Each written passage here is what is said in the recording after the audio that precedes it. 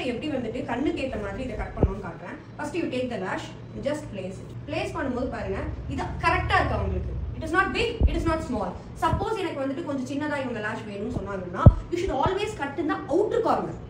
Inner corner கட்டே பண்ணக்கூடாது. ஒரு ஹேர் ஸ்டாண்ட் இது பாருங்க குட்டியா இருக்கும். ஒரு ஹேர் ஸ்டாண்ட் கட் பண்ணி வச்சு பாருங்க கரெக்டா இருக்கா. கரெக்டா இல்லனா ரெண்டாவது ஹேர் ஸ்டாண்ட். அண்ட் நீங்க வந்து இந்த முடிய கட் பண்ணி வெச்சதுக்கு அப்புறம் மறுபடியும் ஃப்ரெஷ்ஷா ஒரு லாஷ் எடுத்து கட் பண்ண கூடாது. ஓகேவா? ரெண்டு கண்ணுக்கும் ஃபர்ஸ்ட் ஒரு கண்ணுல நீங்க வந்துட்டு லாஷ் எடுத்து இந்த மாதிரி கட் பண்ணிட்டீங்கன்னா இத அளவா வச்சு அடுத்த லாஷையுமே கட் பண்ணி முடிச்சிட்டு அதுக்கு அப்புறம் ஸ்டிக் பண்ணுங்க.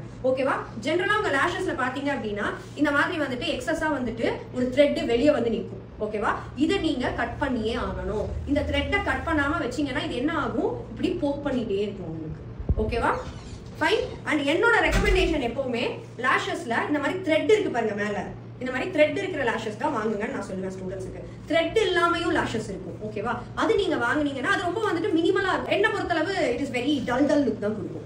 ஐஸை ட்ரூப்பியா காட்டும். இதுதான் நல்லா ஐஸை ஃபுல்லரா லிஃப்டடா காட்டும். ஃபேஸுக்கு யூஸ் பண்ற மாய்ஸ்சரைசர், ஃபேஸுக்கு யூஸ் பண்ற பிரைமர் எல்லாம் ஜாலியா ஐஸ்க்கு போடக்கூடாது.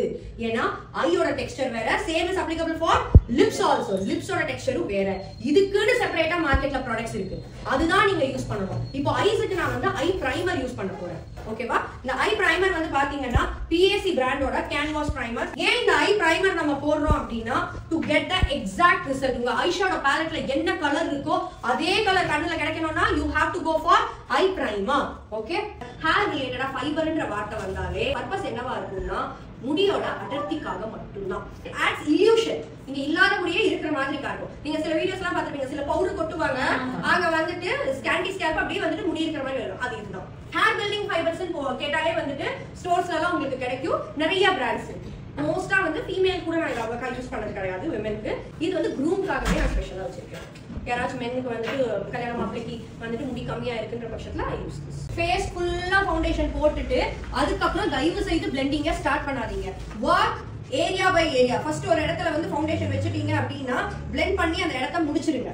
அதுக்கப்புறம் மறுபடியும் வேற எந்த இடத்துல ஃபவுண்டேஷன் அப்ளை பண்ணலையோ அங்க அப்ளை பண்ணி அதுக்கப்புறம் பிளெண்ட் பண்ணுங்க.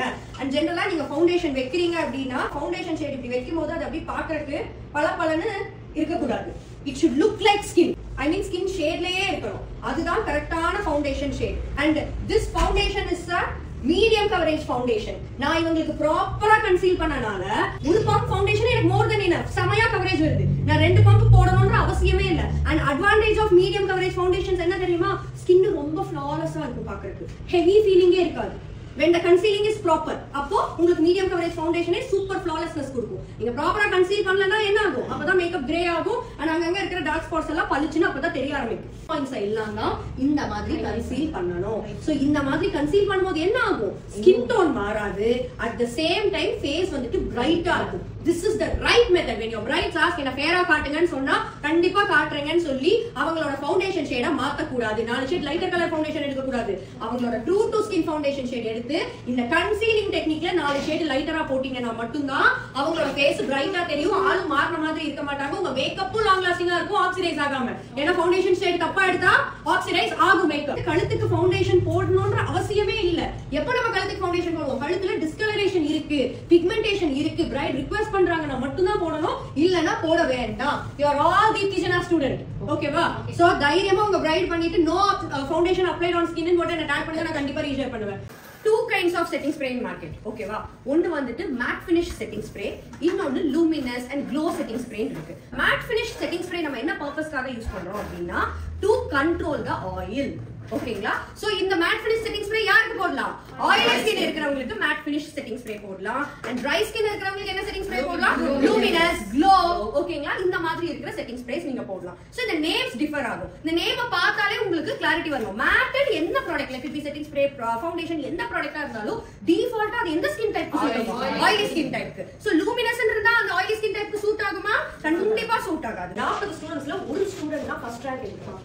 அதுக்கு அந்த 39 ஸ்டூடெண்ட்டுக்கும் இந்த படிப்பு வராது, அவங்க உருப்பட மாட்டாங்கன்னு அர்த்தம் கிடையாது. அந்த 39 ஸ்டூடெண்ட்ஸுக்கும் வேற ஏதாச்சும் ஒரு நல்ல டேலண்ட் இருக்கும். ஒரு ஸ்கூலோட வேலையே என்ன? என்ன அந்த டேலண்ட்டை வளர்த்து விடுறது தான் அவங்களோட ஒர்க்கே. அதை விட்டுட்டு அந்த ஸ்டூடெண்ட்ஸை வந்துட்டு நீ படி ஸ்பெஷல் கிளாஸ், நீ வந்துட்டு under performing student, average student ஸ்டூடெண்ட்ஸை கேட்டகரைஸ் பண்ணும்போது அங்கேயே அவன் செல்ஃப் கான்ஃபிடன்ஸை நம்ம கொண்டு வரணும். படிப்பு தான் எனக்கு வரல, என்னை வந்துட்டு இந்த எக்ஸ்ட்ரா கரிக்குலர் ஆக்டிவிட்டிஸ், டான்ஸ், பாட்டு, ஸ்போர்ட்ஸ் இதுல எல்லாம் விடுங்கன்னா படிப்பே மண்டையில ஏறல, நீ அதெல்லாம் போய் என்ன பண்ண போற? உட்காந்து படி. பிடி பீரியட் விட மாட்டாங்க, போர்ஷன்ஸ் கம்ப்ளீட் பண்ணணும், படிக்கிறோம், அதை நல்லா மனப்பாடம் பண்ணி வாங்கிருக்கோம். அது மெமரி கார்டு கூட செய்யும். அது மெமரி கார்டு நோ. நம்மலாம் ஹியூமன் பீயிங், நம்மளுக்கு வந்து 6 சென்ஸ் இருக்கு, கிரியேட்டிவிட்டின்னு ஒன்று இருக்கு. அந்த கிரியேட்டிவிட்டி எவ்வளவுக்கு எவ்வளவு நம்ம வளர்க்குறோமோ அதுதான் நம்மளோட அடையாளம். 90s kids, early 2K kids நம்ம எல்லாம் படிக்கும்போது எப்படி இருந்துச்சு ஸ்கூலு? போ மனப்பாடம் பண்ணி மக்கப் பண்ணி வாங்கி வைக்கணும். நம்ம வந்து கஷ்டப்பட்டு படிப்போம், காலேஜ் போவோம், அங்கேயும் வந்து கஷ்டப்பட்டு எல்லாம் படிச்சு முடிச்சுட்டு போய் வேலைக்கு நின்னா அங்க நம்ம படிச்சது 10 கிளாஸ் இருக்காது, புதுசா ட்ரைனிங் நான் தருவோம். சும்மா மனப்பாடம் பண்ணி எழுதுறது பிரயோஜனமே இல்லாத ஒரு விஷயம். அது யாருக்கு வருதோ அவங்க பண்ணட்டும், வராதவங்களுக்கு வேற ஏதாச்சும் நீங்க சொல்லி கொடுங்க. எல்லாத்தையும் படின்னு திணிக்காதீங்கன்றது தான் என்னோட கருத்து.